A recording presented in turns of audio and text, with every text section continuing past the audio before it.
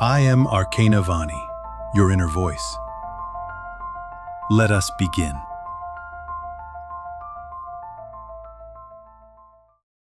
You're standing in a place most people never prepare you for. The space between who you were and who you're becoming. The old self has already slipped out of your skin. The new one hasn't fully taken shape. You wake up some mornings missing the clarity you used to have, even if that clarity was built on a version of you that no longer fits. Other mornings you feel a strange excitement, like you're on the edge of something, but you can't see it yet, and that not seeing makes you uneasy. This is what people call the in-between, and it can feel like walking through fog without a map. Your routines may falter, your motivation may disappear. You might find yourself doubting every decision, or avoiding decisions altogether. Even joy can feel muted here, because part of you is still grieving the life you've outgrown. That's why this moment feels so destabilizing, not because you failed, but because your inner foundation is being rebuilt from the ground up. This video is about helping you navigate that exact space. By the end of it, you'll understand why the in-between feels so disorienting, how to stop treating it like a problem to escape, and what to do each day to steady yourself while the next version of you emerges. I'm going to give you a simple, grounding daily ritual to anchor your nervous system, and a presence practice that will help you meet this uncertainty without panic. This isn't about getting back to normal. It's about learning to live here, and even trust here, until the fog clears. The reason you should keep watching is simple. Most people try to rush this phase, and in doing so, they drag old baggage into the next chapter. They choose speed over depth. But if you know how to stand still in the in-between, you'll carry less of the past forward, and the self that emerges will be cleaner, clearer, and stronger. You won't have to pretend to be the new you. You'll feel it. So yes, it's uncomfortable. It's confusing. It can even feel like your life is on pause while everyone else is running ahead. But this is also a rare opportunity to reset without the weight of old stories, to get honest without an audience, and to rebuild your sense of self without rushing into another mask. Because here's the truth, and this is where we're headed next. The reason this space feels so shaky isn't because you're weak or lost. It's because your mind and body are wired to cling to the familiar, even when the familiar is too small for you now. In the next section, we're going to unpack exactly why your system resists the unknown, and why that resistance is actually the proof you're in the right place. The human nervous system is built to protect you, not to fulfill you. That means it's designed to cling to whatever feels familiar, even if that familiar is outdated, exhausting, or too small. When you step into the in-between, you're asking your system to let go of an old identity without yet giving it the certainty of a new one. And that feels, on a primal level, like danger. Think about it.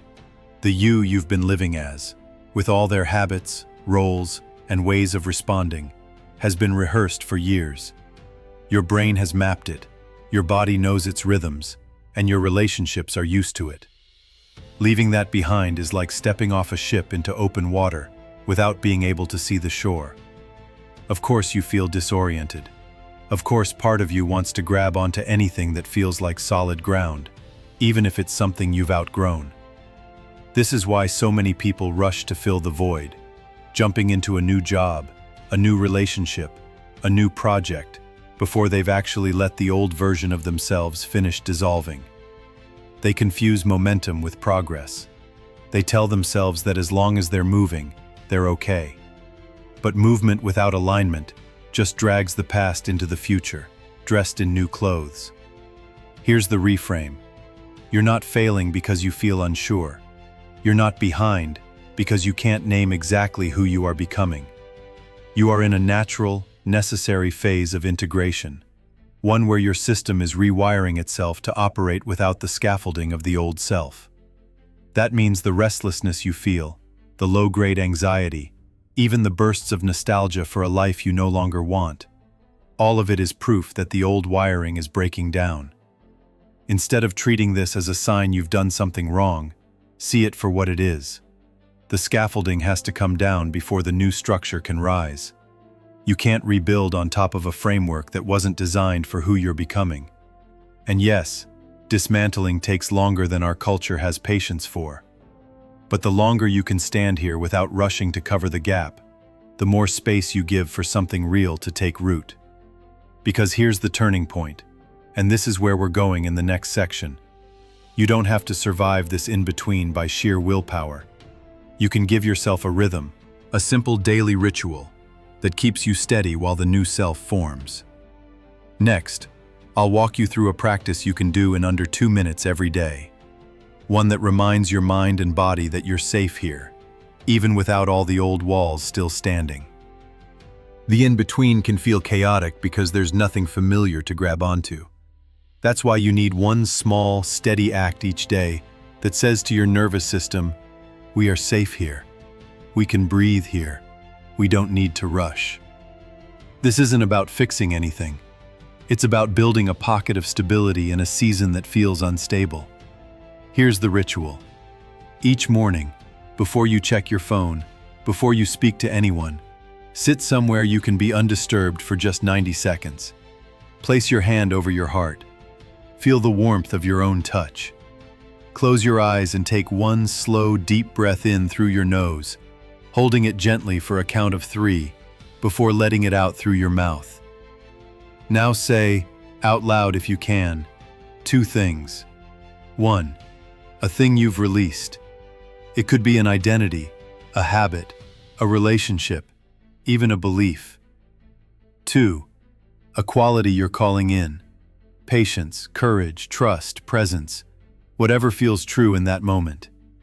The words don't have to be perfect. Some days, all you'll manage is, I'm letting go of fear. I'm calling in peace. Other days, you'll feel the shift in your body as you say them. Either way, you are teaching yourself that this season has direction, even if you can't see the whole map yet. The power of this ritual is not in the individual moments, it's in the repetition.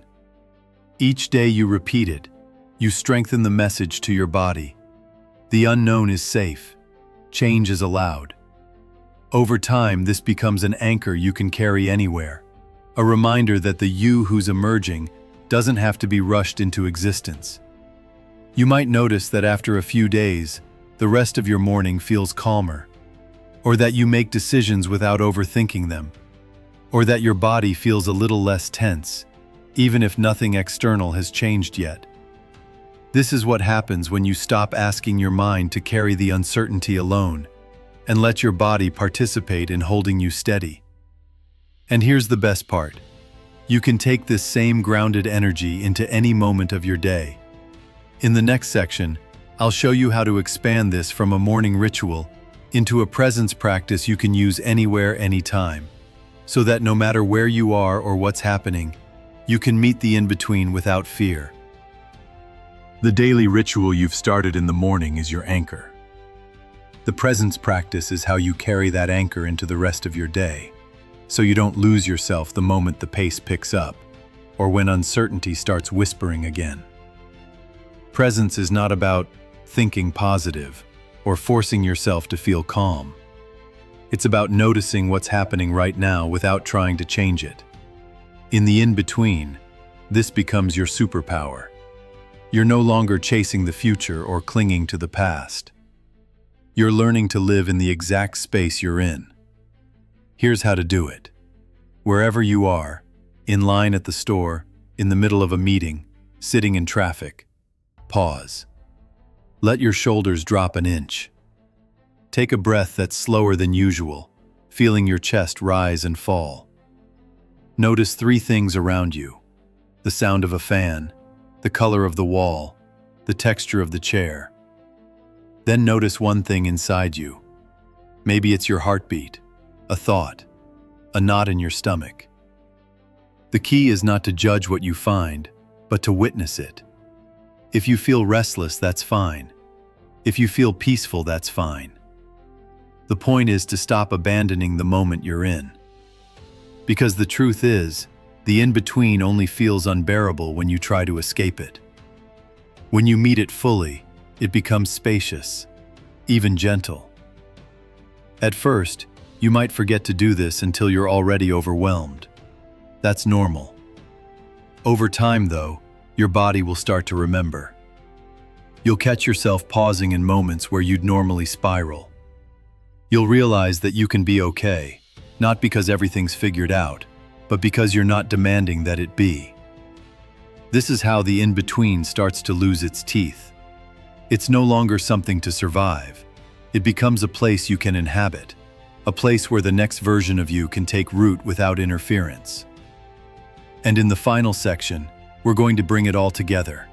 The awareness shift, the daily rituals, and this presence practice, so you can see exactly how they work in harmony to shape the future self you're stepping into. To recap, you are not stuck between two selves. You are in a sacred handoff. The old you has stepped back. The new you is gathering strength in the quiet.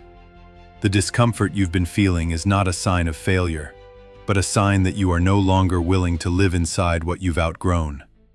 You've learned to name this space for what it is, a transition, not a dead end.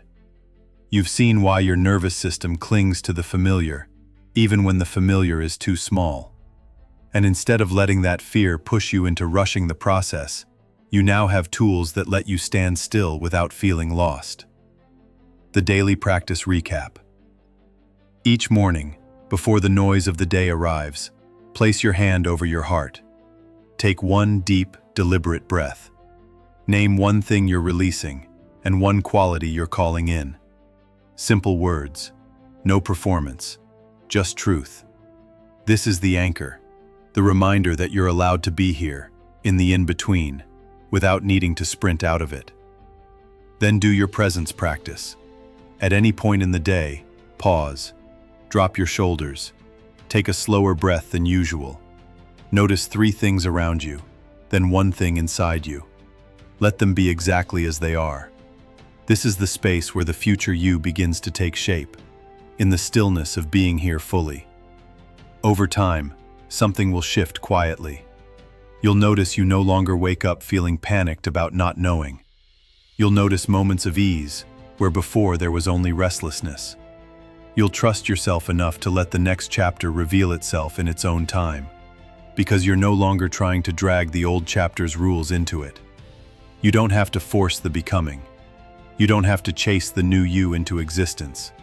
You just have to stay with yourself, completely, while the pieces rearrange.